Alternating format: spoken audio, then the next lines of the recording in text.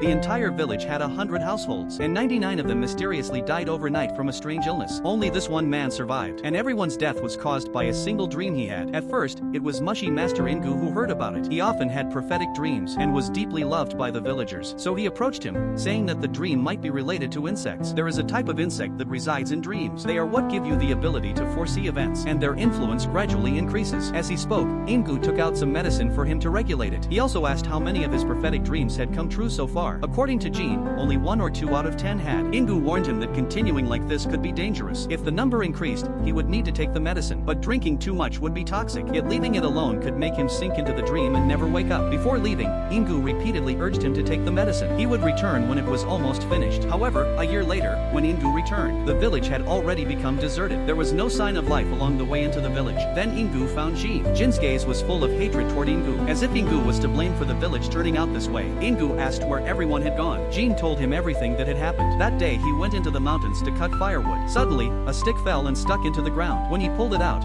an astonishing scene unfolded. Spring water began gushing from the ground, as if he had struck a water vein. The farmland, dry for months, could finally be irrigated. But all of this was just one of Jin's dreams. That same day, Jean gathered the villagers to the place from his dream. Unexpectedly, they really dug out the water vein. The villagers were overjoyed, but this was just the beginning of a nightmare. The villagers, to show gratitude, sent a large amount of food to Jin's family. Jean thought this was only natural, but his wife was worried and said, "The number of fulfilled prophetic dreams has increased." Just like the Mushy Master said, she was worried Jean might never wake from a dream, as Ingu warned. Jean saw his wife's worry and casually reassured her that he would take the medicine. Soon, Jin's dream saved everyone again. A landslide suddenly occurred in the village. Luckily, Jean had foreseen it and warned everyone. The prophetic dreams were happening more frequently. Jean began to feel afraid. On the way back, Jean told his wife he had a strange sense of dread when things from his dreams happened in reality. It felt as if they were manifesting according to his own thoughts. At this time, villagers wanting a better future brought gifts to Jean, hoping he would give them individually a good dream. His wife comforted him, saying he only had prophetic dreams to help others. There was nothing to fear. Although she said that, Jin's fear of foresight did not disappear. Gradually, he took the medicine. After taking it, Jean no longer had dreams. But then a sudden tsunami struck. The village was instantly destroyed. His daughter died as a result, and Jean felt guilty. He could not foresee such a huge disaster. After returning, he took out all the medicine, believing it was his own foolishness in taking the medicine that led to this tragedy, and that he failed to save his daughter. Later, he stopped taking the medicine, but the number of prophetic dreams increased again after stopping, and the content became more accurate. The villagers' gratitude never stopped. However, one day, Jean seemed to have a nightmare. He woke up in a panic, drenched in sweat. He did not dare tell his wife the truth. The next day, his wife was washing clothes. Suddenly, she froze, her eyes vacant. At that moment, Jean came out and saw this. His wife's hand gradually turned green, and it spread rapidly. She instantly shattered into pieces on the spot. Then the disease spread like a plague. Eventually,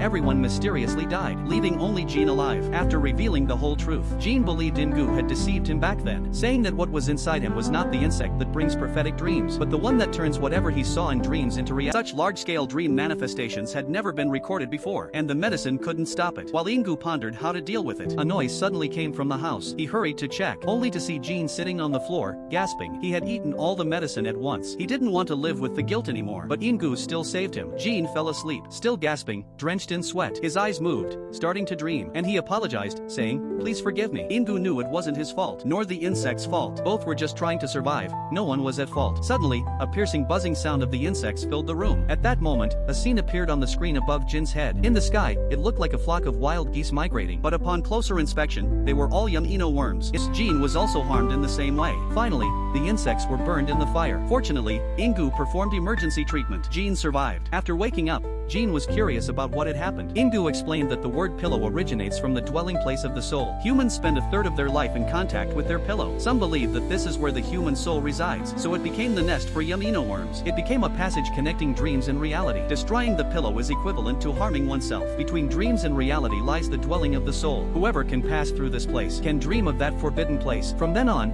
Jean returned to his old profession as a knife sharpener. People said his craftsmanship was excellent, but he always felt that something weighed on his heart. Sometimes he would suddenly swing the knife back and forth, stabbing the blade toward himself. He was also afraid of sleeping. He feared not knowing where his soul would go while asleep.